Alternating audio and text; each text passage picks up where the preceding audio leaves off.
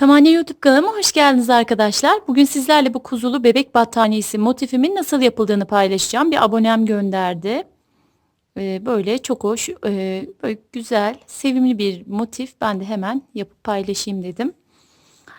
Şu şekilde. Şimdi arkadaşlar ilk olarak orta kısmından motifimizi yapıyoruz. En son kuzucuğun başını ve şu üst kısmını yapıyoruz.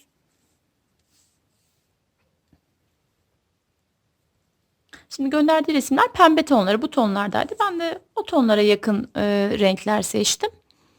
Hemen şöyle sihirli halka yapıyorum.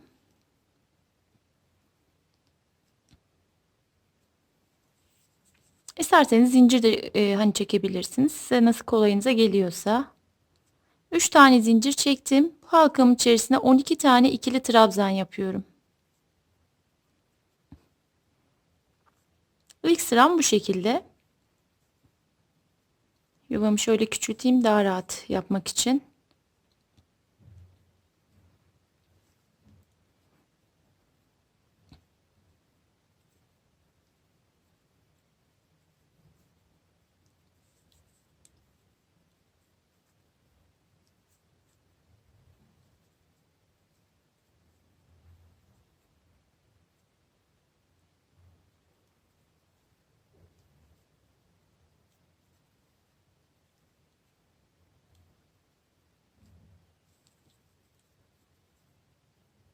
Evet, şöyle 12 tane oldu.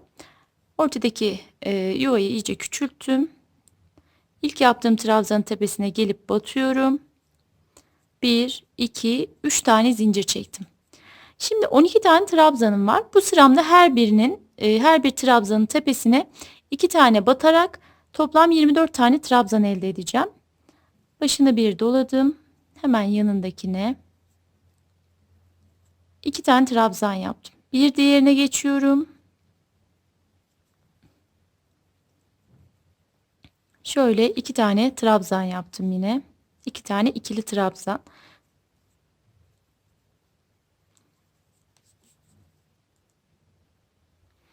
Evet, her bir trabzanın tepesine 2 tane trabzan yaparak geldim. Şimdi ilk başta 3 zincirle yükselttiğim yer trabzanım tek kaldı. O yüzden hemen onun dibine de batıyorum ki o da 2 olsun. Evet, böylece bu sıramda toplam 24 tane trabzanım oldu. İlk yaptığım trabzanın tepesine batarak birleştiriyorum. Şöyle yarım sık iğne ile 1, 2, 3 tane zincir çekerek yükselttim. Şimdi 3. sıramdayım. Başını bir doladım. Hemen yanındaki trabzanın üzerine 2 tane ikili trabzan yaptım. Başını bir doladım. Diğer trabzana bir tane yapıyorum tepesine. Yani birine tek, diğerine çift trabzan yapıyoruz. Bakın buna 2 tane yaptım. Bu sıram da bu şekilde devam ediyor arkadaşlar. Evet, buna bir aynı noktaya ikinciyi battım. Başını bir doladım. Hemen bir diğerine tek battım. Başını bir doladım. Bakın 2 defa da çekerek aynı yere şöyle göstereyim. Aynı yere 2 tane ikili trabzan yaptım. Başını bir doladım. Geldim şuraya. Bir tane yapıyorum. Başını bir doladım. Buraya 2 tane yapıyorum. Böyle birine 2 tane, birine bir tane yaparak bu sıramı tamamlayacağım. Evet, bunu 2 tane yapıyorum. Böylece bu sıramın sonunda 36 tane ikili trabzanım olacak. Birine tek, birini çift yapıyoruz. Artırma yapıyoruz bu şekilde.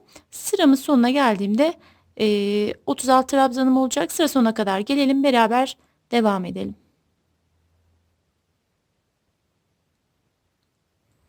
Evet arkadaşlar bu şekilde. Şimdi bu sıramın da sonuna geldim. Bakın tam da denk geldi. Tek trabzanla başlamıştım. Sonunda çiftle bitti.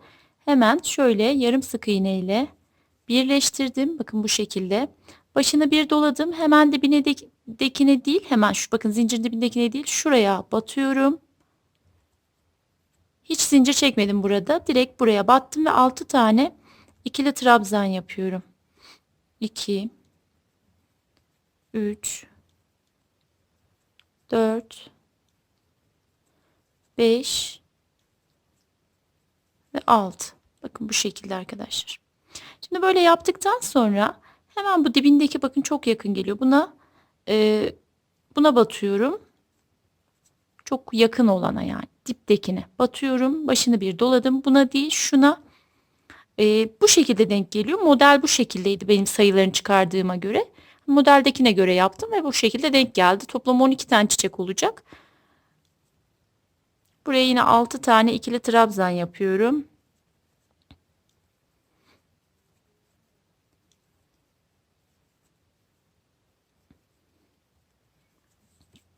Bakın 6 taneyi yaptım. Hemen şu diptekine batıyorum.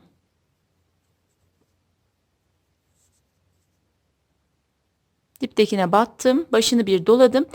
Başlarken ise hemen dibindekine değil bir sonrakine. Hepsini bu şekilde yaparsam tam 12 tane denk geliyor bunlardan.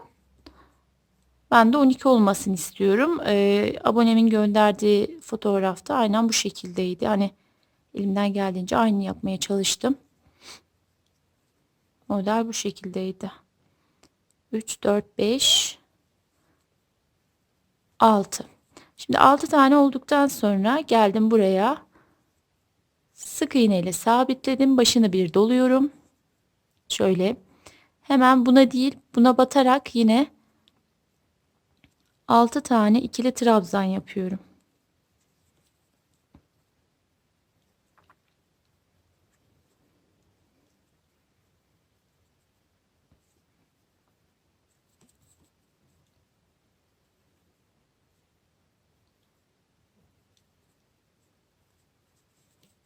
Bakın 6 taneyi yaptıktan sonra hemen onun dibindekine batıyorum. Başlarken bir sonrakine, batarken dibindekine. Bu şekilde denk geldi arkadaşlar. Daha sonra buna değil buna başlarken bakın. Yani 12 taneyi ayarlıyorum ve duruş olarak da ne çok sık oluyor ne de seyrek. Bu şekilde gayet düzgün oldu. Buraya 6 tane ikili trabzan yapıyorum.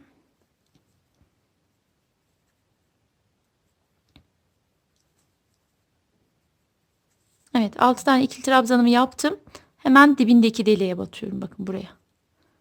Battım. Başını bir doladım. Şimdi hemen dibindekine değil bir sonrakine batıp yine buraya 6 tane ikili trabzan yapıyorum. Bu şekilde bu sıramı tamamlayacağım. Sıra sonunda 12 tane olacak bunlardan. Ondan sonra beraber devam edelim. Evet şimdi bakın sıramın sonuna geldim. Bakın bunlardan 12 tane oldu. Şimdi en sonunda yine başladığım yere bakın şuraya tam başladığım yere şöyle yarım sık iğne ile birleştirdim. 1, 2, 3, 4 tane zincir çekip bakın her bir kutucuğun çiçek gibi hani şu kanatların diyeyim. Şöyle nasıl gösterirsem evet şu birleştiği battığı hani sık iğne yaptığımız yerin arkasından bakın tığımı bu şekilde geçirdim. Sık iğne ile sabitledim. 1, 2, 3, 4 tane zincir çektim. Bakın yine diğer tarafa geliyorum. Buradan ve şuradan şu şekilde arkadan geçirip böylece arkaya böyle yuvalar yapıyorum ki üzerlerine bu pembeleri yapacağız. Trabzanları 1, 2, 3, 4 tane zincir çektim. Bakın şuradan ve şuradan şu şekilde arka kısımdan yani yapıyorum. Beyazla yaptım. Hani kötü durmaması için belli olmasın diye üst kısımlarını pembeyle devam edeceğiz. Bakın böyle. Tekrar 1, 2, 3, 4 tane zincir çektim. Bakın şöyle önden bakarsanız daha rahat bulursunuz. Bu şekilde sık iğne ile battığım yerden bu şekilde yapıyorum. 4 tane zincir çektim. Aynı şekilde buradan da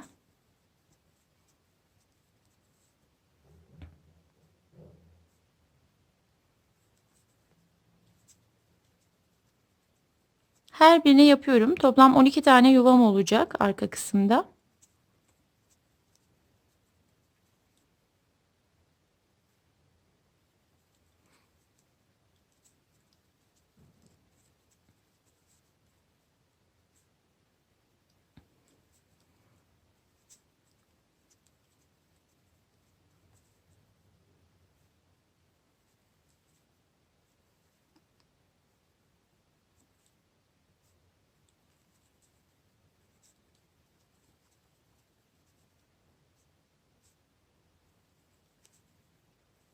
Evet, 1, 2, 3, 4 zincir. Bakın ilk başa başladığım yere geldim.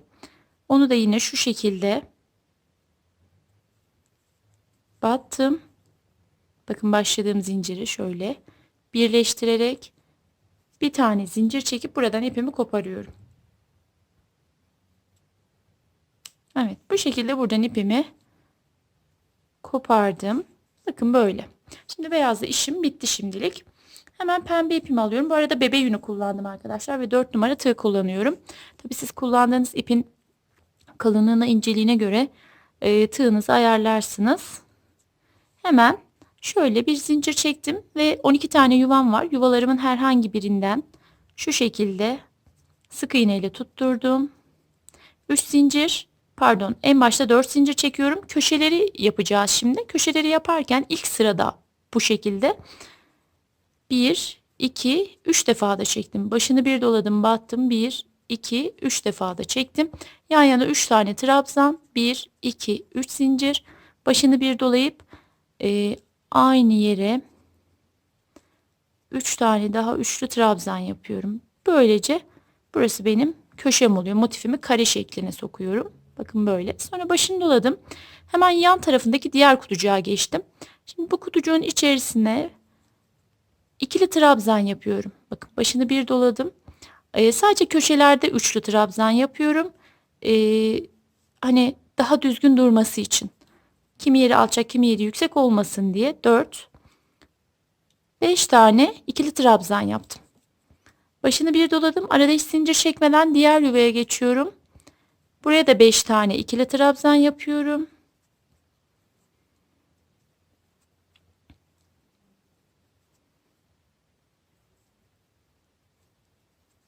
Evet. Sonra yine arada hiç zincir çekmeden başını bir doladım. Şimdi 2 tane yaptıktan sonra buraya yine köşe yapacağım diğer yuvaya. Bakın buraya. 1, 2, 3 defa da çekerek 3 tane üçlü trabzan yapıyorum. Arasında 1, 2, 3 zincir çektim. Başını bir dolayıp buraya battım. 3 defa da çekerek yan yana 3 tane daha üçlü trabzan yapıyorum. Bu şekilde. Başını bir doladım. Şimdi hemen yanındaki yuvanın üzerine, içine 1, 2, 3, 4 ve 5 tane ikili trabzan yaptım. Başını bir doladım. Yan tarafa geçtim. Yine 5 tane ikili trabzan yapıyorum.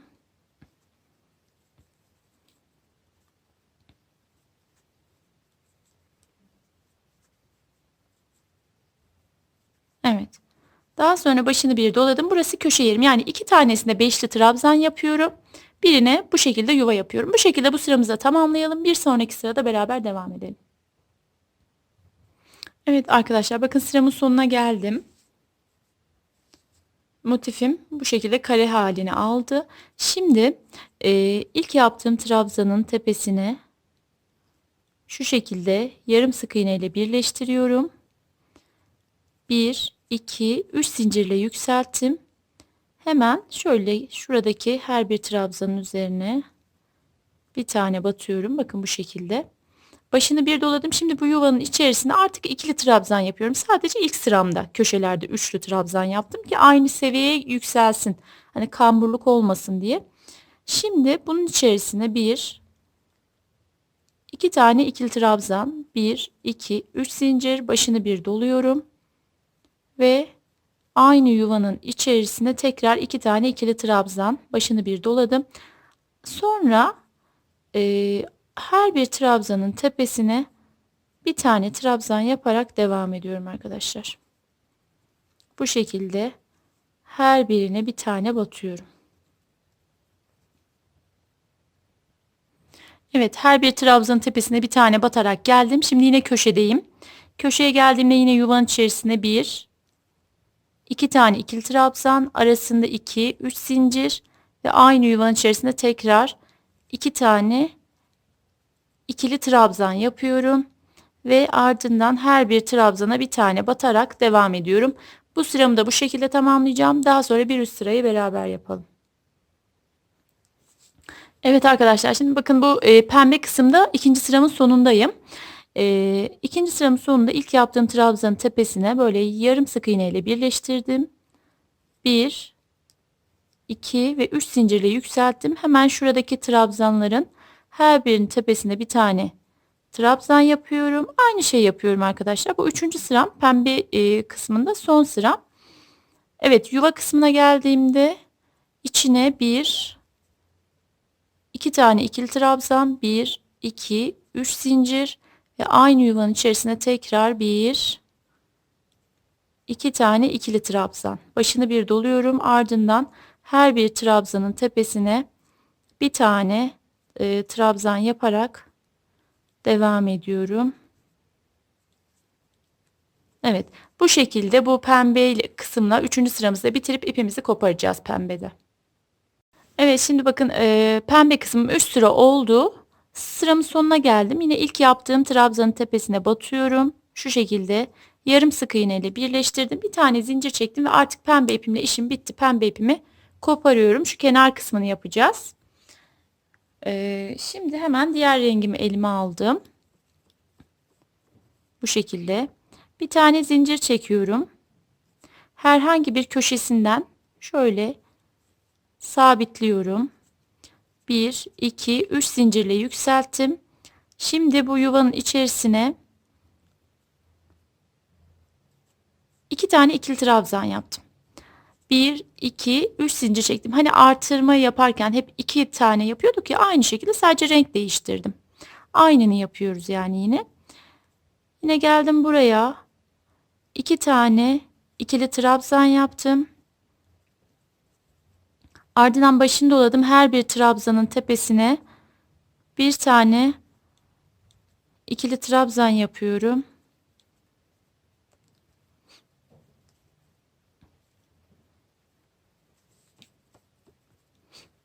Bu şekilde.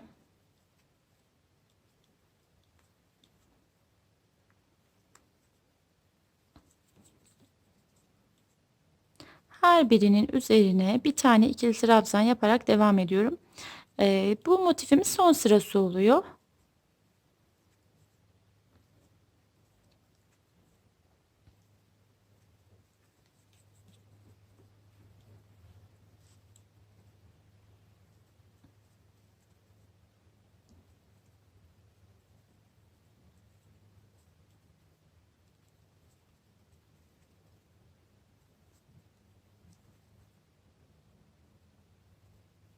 Şöyle tam tepeden batalım.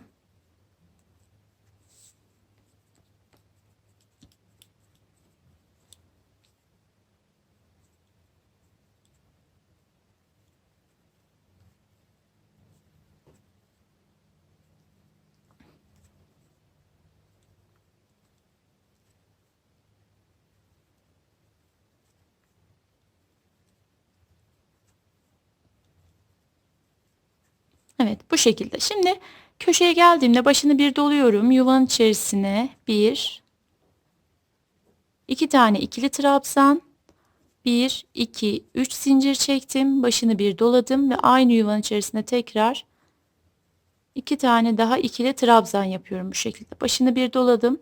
Ardından yine diğer köşeye varıncaya kadar ve her bir trabzanımın tepesine bir tane trabzan yaparak devam ediyorum.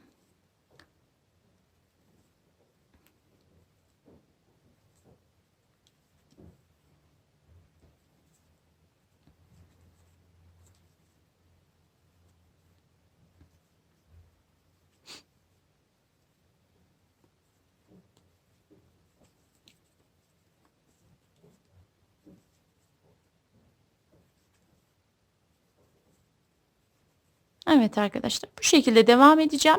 Köşelerini yine 2 trabzan, 3 zincir, 2 trabzan şeklinde şuralara dolduracağım. Bu şekilde bu sıramı tamamlayacağız. Evet, sıramın sonuna geldim. Şimdi yine ilk yaptığım trabzanın tepesine şu şekilde yarım sık iğne ile birleştirdim. Bir tane de zincir çekip buradan ipimi kopardım. Evet, işim bitti. Şimdi motifimin ana kısmı bitti. Sadece şu kuzucuğun gözünü, kafasını, işte buralarını yapacağız. Hemen bunu yok edelim. Evet. Şimdi sihirli bir halka yapıyoruz hemen. Yine bu renkle bu şekilde sihirli halkamı yapıyorum. 3 tane zincir çektim. Şöyle birazcık sıklaştırdım. Ve bu yuvanın içerisine başını bir doladım. 16 tane ikili trabzan yapacağım arkadaşlar.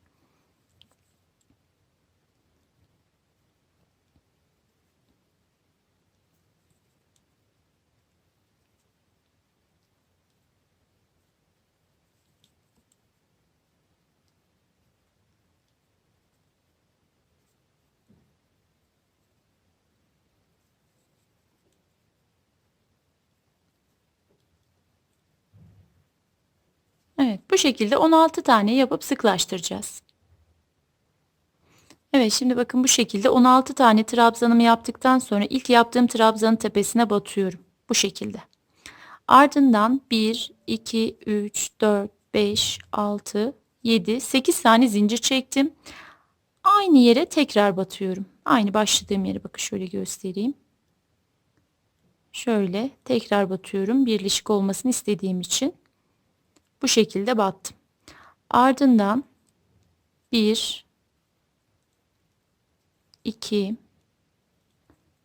3 sık iğne yaparak gidiyorum. 4, 5, 6, 7. Evet bakın bu şekilde. Böyle. Ve 8. 8.'ye battığımda 1, 2, 3, 4, 5, 6, 7, 8 tane zincir çekip aynı yere tekrardan batıyorum. Bir tane zincir çektim ve şimdi buradan ipimi koparıyorum. Evet, kuzucuğumuzun kafa kısmı bitmiş oldu arkadaşlar bu şekilde. Tabii iplerini temizleyeceğim. Evet, şimdi bakın kuzucuğumuzun bu kafa kısmı bitti. Gözlerini yapacağız. Hemen onu göstereyim. Böyle koyu kahve bir ip kullandım. Siyah varsa siyahla da yapabilirsiniz. Elinizde hani yoksa. Ya da hani alırken hani bir yumak çok fazla gelir ama alırsınız başka yere kullanırsınız. Bu şekilde ipi ikiye katladım. Biraz daha belirgin olmasını istediğim için. Ardından tam şuradan şöyle orta kısımdan örneğin şuradan batıyorum. Bu şekilde birinde buradan batacağız. Şimdi buradan battım. Şöyle göstereyim. Yeniden yapalım.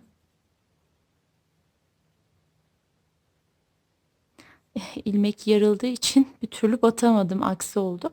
Evet bu şekilde battım. Şöyle buradan bu ipimi geçirdim. Ardından tam şu sık iğneyi yaptığım yerin şu battığım yerden batıyorum. Şu şekilde.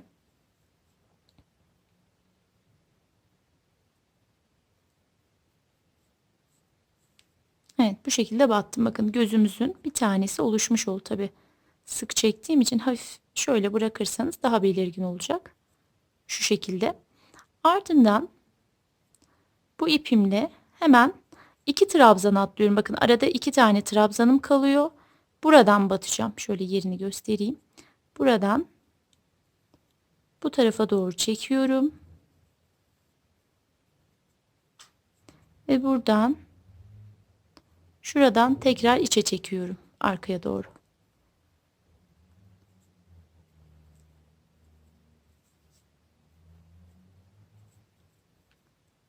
Çok sık çekerseniz biraz kayboluyor. O yüzden hafiften salaş bırakın. Şu şekilde. Ben bu şekilde yaptım. Gözlerini. Evet. Ardından arkada kısmından şöyle bağlıyorum. Bağlayıp fazla kısmını keseceğim. Zaten dikeceğiz bunu.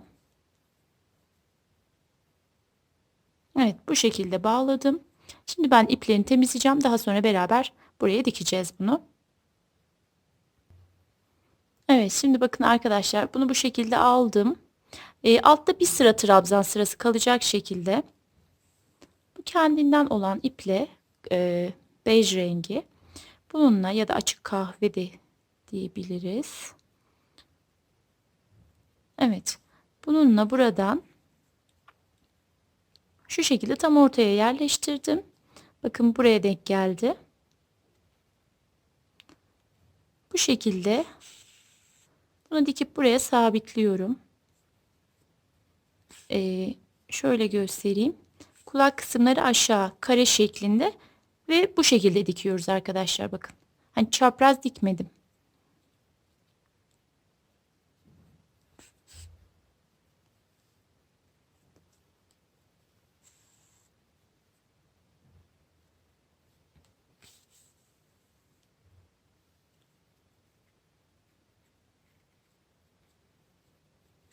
Kendi rengi olduğu için hiç gözükmüyor. Hani hiç zorlanmadan rahat bir şekilde dikebilirsiniz.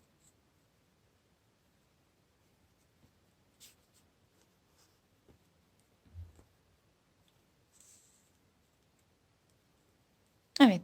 Bu şekilde bunu buraya gördüğünüz gibi sabitliyorum.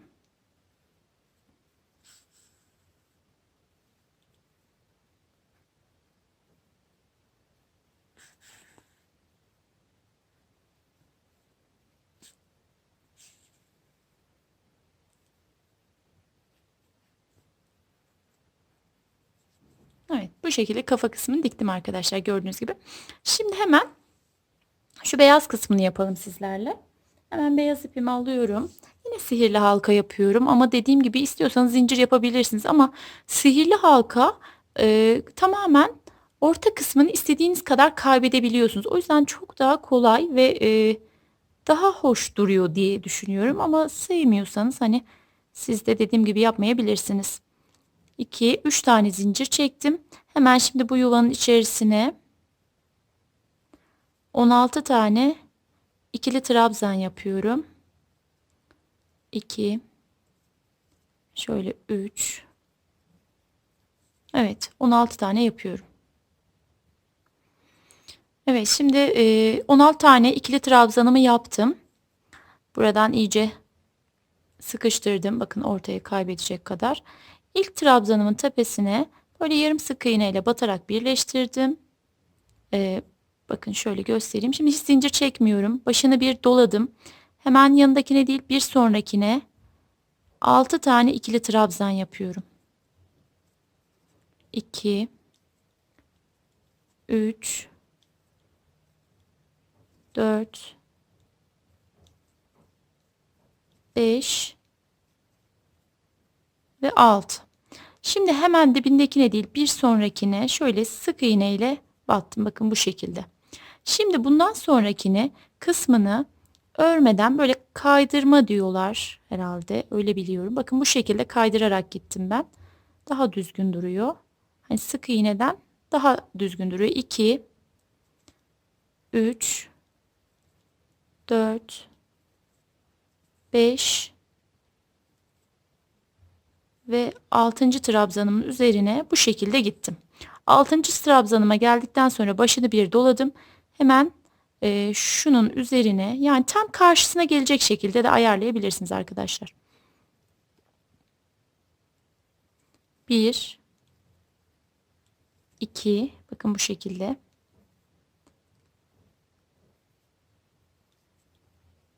3, 4, 5 ve 6. Ardından hemen buna değil, şuna batıyorum sık iğne ile. Yine kaydırma yaparak, bakın bu şekilde batıyorum, direkt ilmeğin içerisinden geçiriyorum. Batıyorum, direkt ilmeğin içerisinden geçiriyorum. Battım, ilmeğin içerisinden geçirdim. Son olarak şuraya yine yarım sık iğne. Bu şekilde birleştirdim. Bir tane zincir çektim ve buradan ipimi koparıyorum. Evet, şimdi iplerimi temizleyeceğim. Ardından bunu dikeceğiz ve motifimizi bitireceğiz. Evet, şimdi bunu buraya bu şekilde, şu orta delik gözükmeyecek şekilde şöyle. Bakın arkadaşlar, sadece gözler kaldı. Bu şekilde buraya iğne ile beyaz ipimi taktım. Rastgele istediğiniz şekilde rahatlıkla dikebilirsiniz. Hani kendi ipi olduğu için hani nereden geçirseniz de hiç gözükmeyecek, kaybolacak. Şu ortadan hemen bir sabitleyelim. Kaymasın.